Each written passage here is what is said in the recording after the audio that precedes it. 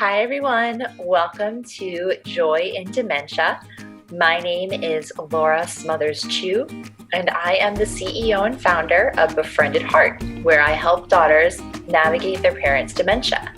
So I am a long distance daughter myself, and my dad was diagnosed about 6 years ago.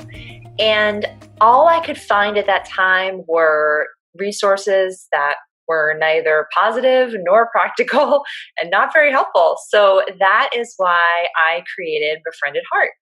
And so with my YouTube channel, Joy in Dementia, I bring in guest experts that talk about really important topics that intersect with dementia. So today we are going to cover Medicare. So I know what you're thinking. Medicare, don't talk to me about this, Laura. This is really stressful because I'm sure you've done some Googling, you've looked at some government websites, and you're just feeling very overwhelmed. Well, I'm here with my friend John, and he is going to talk us through what Medicare is and how it really applies to us as daughters and how we can help our parents navigate with this new diagnosis of dementia. So John is the founder and president of Medicare Portal, which is based in Virginia. And I actually met John when I went to his presentation, and he explained, really what Medicare was in an overview. And I just felt like, wow, I think I actually understand this. Basically, John has had more than 30 years of experience working in insurance, and he started Medicare Portal to help people navigate the complicated Medicare system. So, John and I have a lot in common. We're both educators, and we're both helping daughters navigate the healthcare system.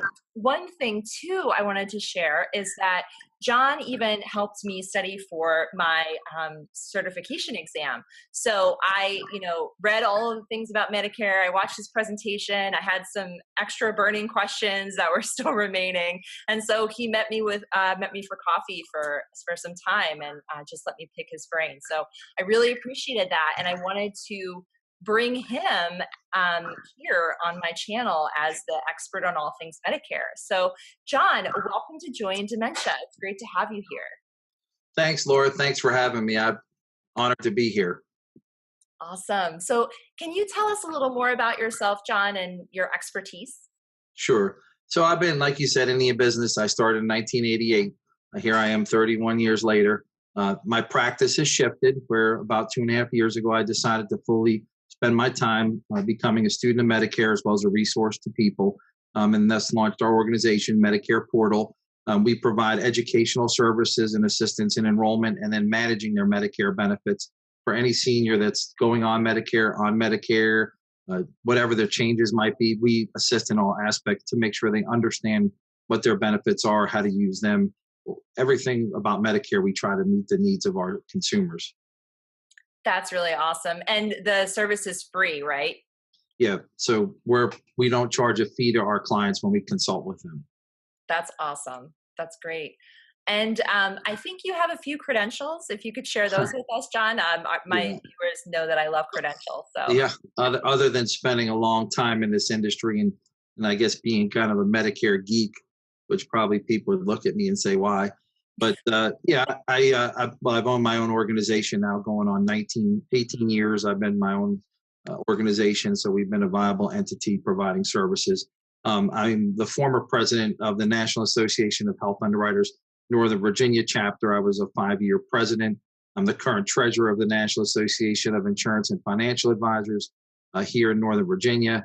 I'm also in the state of Virginia and Maryland, a certified continuing education instructor, which basically certifies me to teach subjects like Medicare to other insurance agents so that they can maintain their credentialing to sell products like Medicare and other products in insurance. And then I do, as you know, I speak a fair amount, and then we blog a lot about Medicare. So very much of a student of Medicare for sure. Yes, and definitely a teacher as well. We try. Yeah. So this is a question that I ask all the people that I interview on this channel. Do you have any personal experience with dementia, perhaps any family members or clients?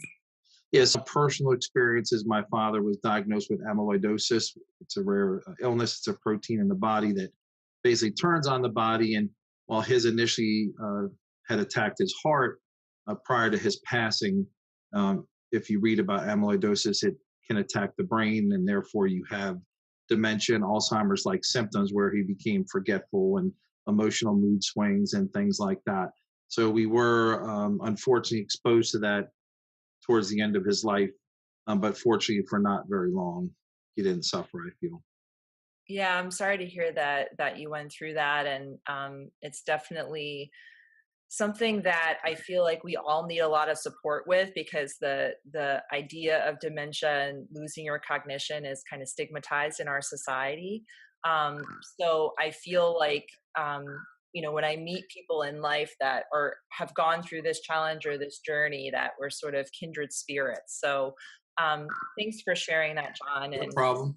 yeah, and I think you mentioned too that you were able to get hospice in time too. Yep. So you're Yeah. So, yeah, my mom, bless her, she was very good about understanding her limitations when his illness became unmanageable.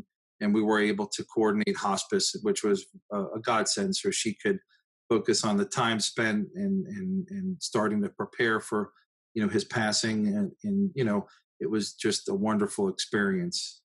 Yeah, yeah. And do you feel like losing your dad helped you kind of reshape your career with Medicare Portal in any way? Yeah, there's no doubt that understanding how the system worked and being able to see the emotional impact that it has, and giving someone the peace of mind that, hey, you're on the right health plan, that you don't have to worry about the finances and things like that, depending on what they're faced with, is comforting. Because like I said, in a time of need, especially end of life, it's about the quality of that time, hopefully, and how much time you have, not can we afford this or can we afford that. And obviously something like hospice, which is 100% paid, was a wonderful opportunity for us to take advantage of.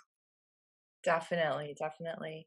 So I'm laughing because, let's get into Medicare. I'm Let's ready. shift gears and put people to sleep. So can you just tell me, because I feel like there's a lot of terms that are floating around with government and online and all of that.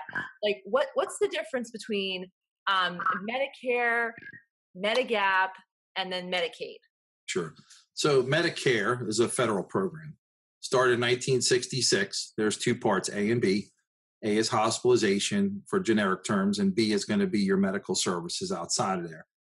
Anyone who lives in America as a U.S. citizen for at least the last 5 years, resided here, is eligible for Medicare. And then those with end-stage renal or Alzheimer's disease, regardless of age, can actually get on Medicare. If you're under 65, you can get on Medicare if you're receiving Social Security benefits, disability benefits, and on your 25th month, you'll be automatically enrolled in Parts A and B, assuming you're still disabled. So those are for Medicare. Medicare doesn't have an income requirement. It doesn't have any of that stuff. That Medicaid, which is a state program, is really driven purely by your income. So based on your income, you would qualify for various levels of Medicaid. Medicaid could be in the form of prescription drug assistance. It could be in the form of paying for your Part B premiums if you get Part B. It could pay co-payments. Again, it all depends on what your income level is for Medicaid. So you have, in one sense, Medicare, federal, state, Medicaid. And then you have two products that kind of wrap around that: Medicare supplement, or Medigap, like you alluded to. That's tied to Medicare, the federal program, and that will supplement your A and B benefits to pick up exposure to financial claims. For example, Part B, as I alluded, has an 80-20 cost share on a claim after a deductible. So that 20% is not covered by the government. That would be your responsibility, buying a Medigap policy that wipes it out.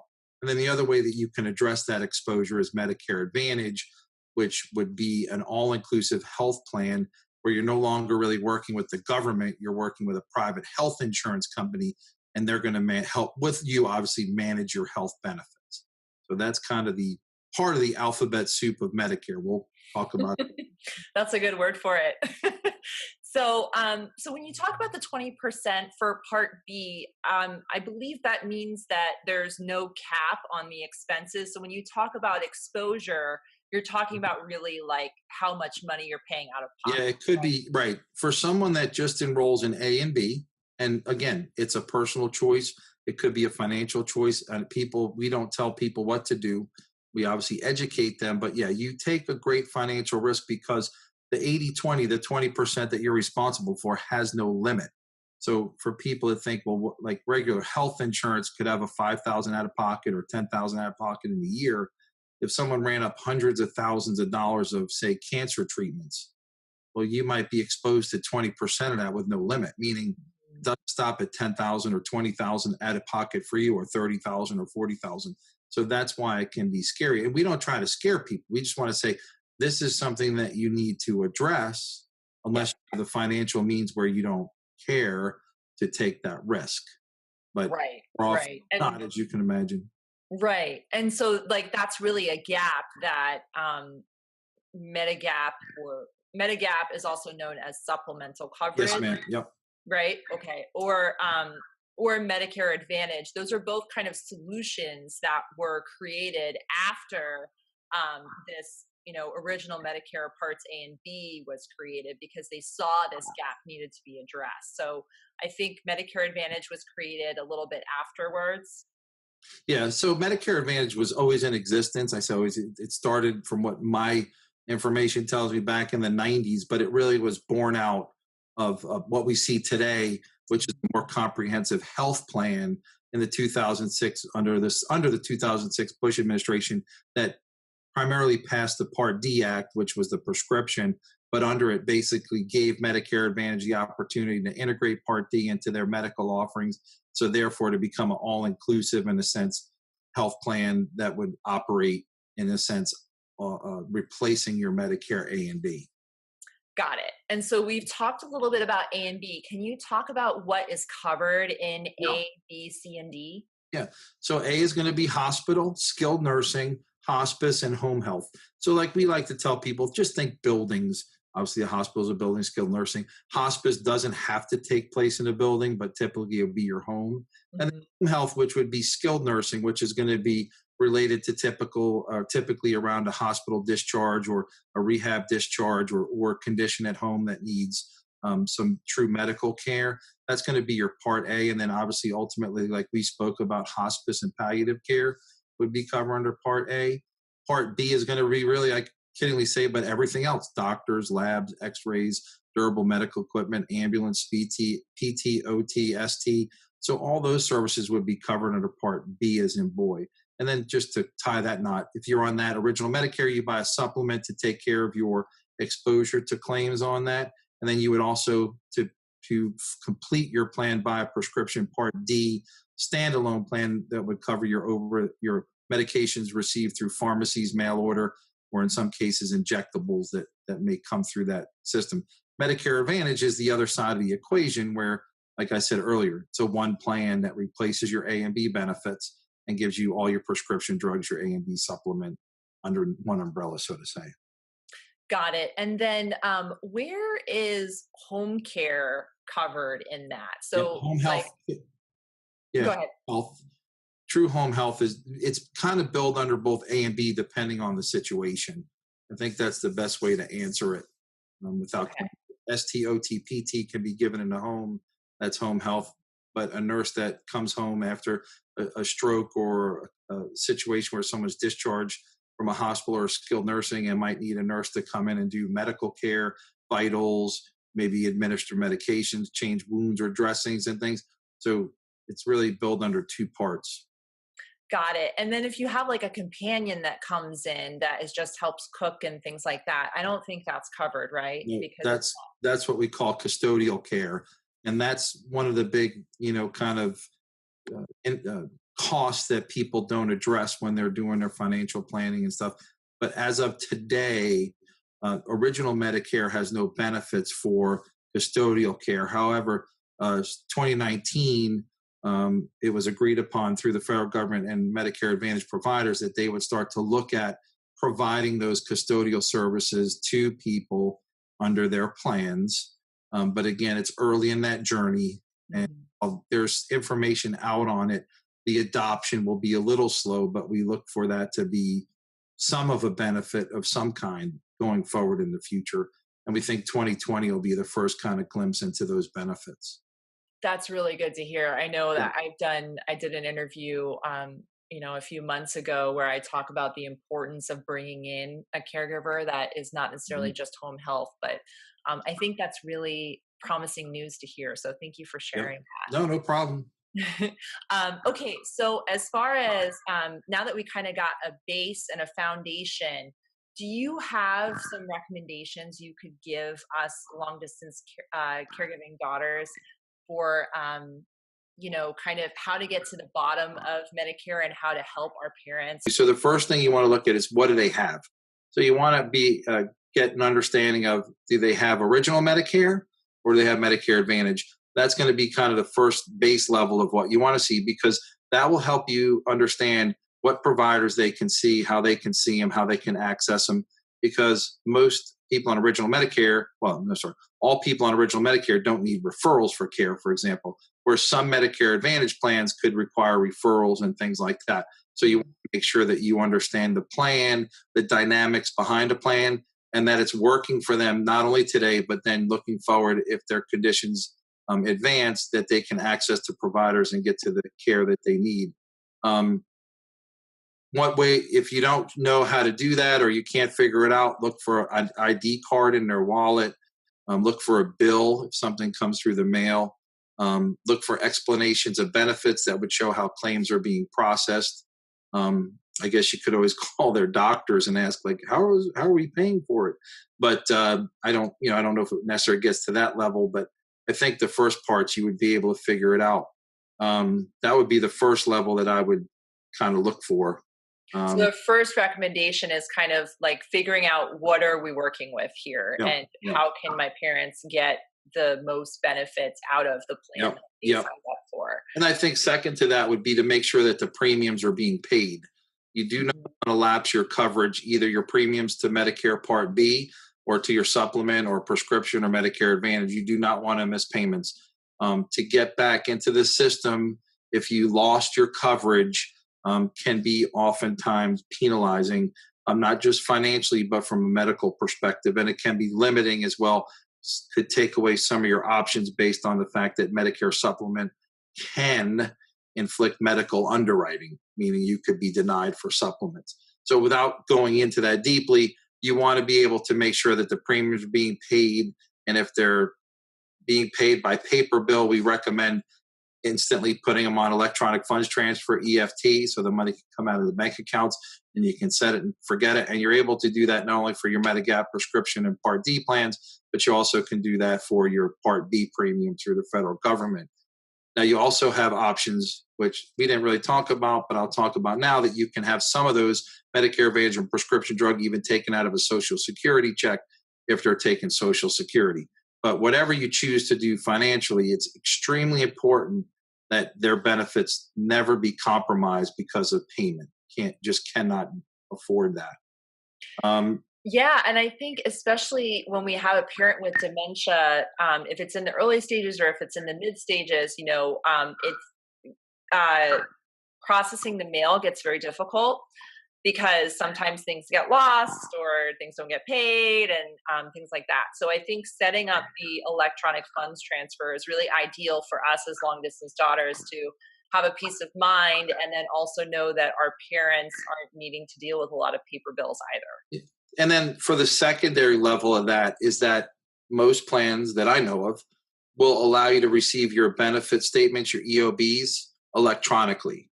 So it's just an email. So if you and your mom have a shared email, or your mom and dad have a shared email that you can access and see the EOB come in and open it up, and to make sure it's not only that it's processed financially, but just to make sure it's right and what's going on, or if you want to catch an update on what care they're seeing and how they're getting it, you can do that electronically, and obviously not have to, especially being remote, you're not going to be able to walk to the mailbox. Right. So right. Another little helpful tip. Another level that you want to look at too, so not just A and B and what I was talking about, but because thankfully there are so many people in this country or in the world trying to cure these illnesses, dementia, Alzheimer's, Parkinson's, et cetera, that the prescription drug, you don't want to neglect looking at that. And you want to make sure every year during the open enrollment, October 15th through December 7th, that you're reviewing the medications for the next year, that they're on what's called the formularies, which means you receive benefits for those drugs, and that you're obviously looking at the opportunity to be on a plan that will be able to keep your out-of-pocket costs as low as possible. So that's a great exercise that you want to do every year. And if you need help, obviously that's what my firm is, one of the services we provide, but that's something you don't want to neglect. You never want to ignore the prescription drug benefits, because with drugs coming on formularies and off formularies, or drugs going on patent or off patent, or generics coming available, whatever the case may be, all these moving parts, you never want to ignore your Part D benefits. Right, especially because, as we know, dementia doesn't have a cure, but those medications are so important for lessening the symptoms and improving, the happiness in our parents' life. So medications really are so important. Yep. And two, if you're not sure what medications your parents have, I just looked and found the pill bottles. You can actually see who the doctor is that prescribed it. Has to, yeah. You can see the name of the doctor, and you can see the dosage and things like that. So I think that's a good way. And then I think, John, you mentioned the really good app that CMS put out to show what's covered. Two things I'll talk about. One is what's called What's Covered. You can download it. I have a Droid, but you can do it on an iPhone as well. It's called What's Covered. It's a Medicare app that you can just put in a service, whatever it is, and it will tell you if it's covered under Part A or B, or if it's not covered at all. And it's just something at your fingertips to give you an idea of what Medicare can or does and does not cover. The second thing that I would recommend that you do is, especially for those on original Medicare, is to have an account set up with mymedicare.gov. Mm-hmm. This account would be linked to the beneficiary, whether it's your mom or your dad, would establish an account with Medicare that you can basically see all their claims. So doctors, all your doctor claims, labs, x-rays, hospital stay, anything that Medicare would pay, you'll see reflected in your account, and it'll show you the charges, what's recognized by Medicare, how much Medicare pays, and then you'll see a balance that typically, if you have a Medicare supplement, you'll understand how to coordinate those bills with it. But getting a mymedicare.gov account really can help you understand who the providers are, how frequently they're seeing them, what the costs behind that are, and things like that. It's a great resource, and it costs nothing. Awesome. And it can kind of retroactively show your parents' doctor's appointments and everything, even before you set up the account. Okay, awesome. Once you get in there, once you get in the account, able to see that you can have a look back on claims. Yes. That's such a great tool. Thanks for sharing that. Absolutely. So, one thing to go. I wanted to ask, when is the best time that, we should find out this information from our parents or about our parents with So you really want to get on this early, because we don't know the care plan or the care path for every individual. It's going to be a little different. So you want to understand their plan and their benefits, so that you can identify those providers or facilities or medications or treatments that you have access to ahead of time, so that you're not trying to chase the tail in a sense of saying, well, this would be a great thing, and then you're going to work back, well, is it covered under Medicare, or is it covered under Medicare Advantage, or is that medication covered, or isn't that medication covered? If you have some of that information up front, or at least the resources to know where you can go for those, like checking doctors or things like that, that would really help you save time. So organizing, remember, Medicare is the payor, as well as your supplement or your Advantage or your Part D. So we're the money people. So you want to make sure that you're taking that information and applying it to the care plan, so that there aren't large medical bills. Right. And so it sounds like you want to do that as soon as possible. Of course, you could do it after the fact. It'll just be a little bit more work for you. It sounds like it's also a good time to maybe have, the power of attorney conversation with your parents. And can you talk a little bit about how the 1-800-Medicare leads into that? So great point. Your durable power of attorney, your do not resuscitates, all those. if you're able to, you should get those early on so that the respective people named in those, whether it's a spouse or children, have the ability to make those decisions and do as that person wishes while they're still cognitively aware of what they want.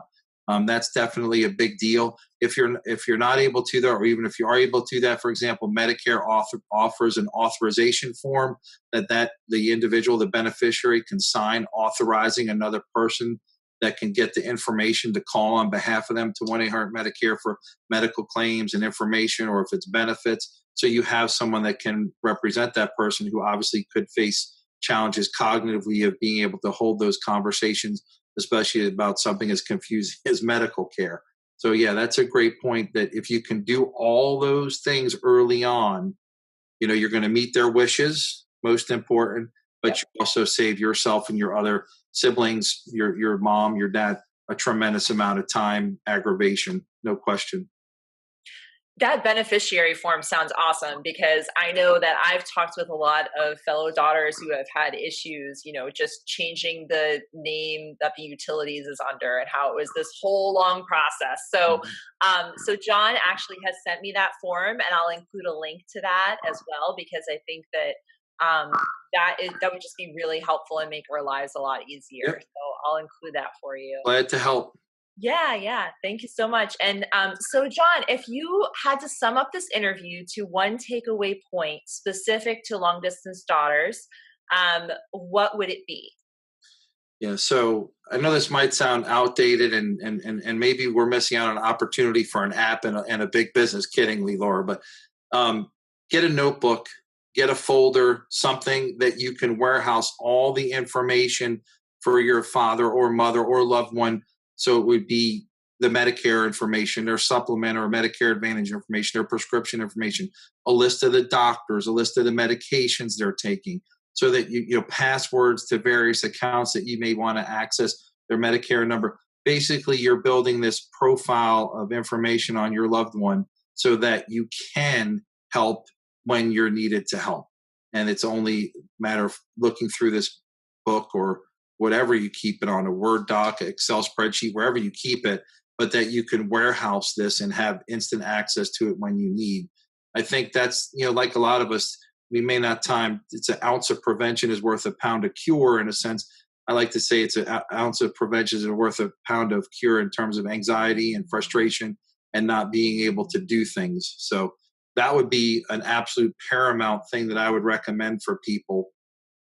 And even if they have an insurance agent, like someone like us, if we're their agent for their Medicare supplement or Medicare Advantage, get our information and call us. This is what we do. We provide ongoing support for our members or our customers. So have that information there.